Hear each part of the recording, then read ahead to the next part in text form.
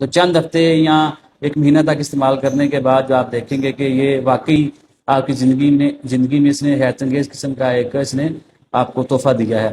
تو پہلے نمبر پہ آپ نے کیا کرنا ہے کہ سنگاڑا خشک لیں گے آپ 100 گرام، اس کے علاوہ سالب مصری جو ہے وہ آپ لیں گے 20 گرام، اور اس کے علاوہ الائچی سبز جو ہے وہ آپ لیں گے 10 گرام، اس کے علاوہ کمرکس جو ہے وہ آپ لیں گے 100 گرام، اور چلکا اسبگول لیں گے آپ 150 گرام۔ ان کو آپ اچھے طریقے سے پیس کر اس کا آپ پاؤڈر بنا کے رکھ لیں۔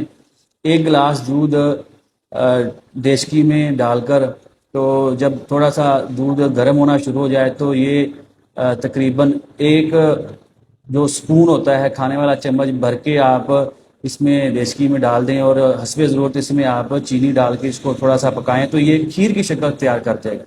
جب یہ نیم گرم ہو تو اس کو اتار کے رکھ لیں۔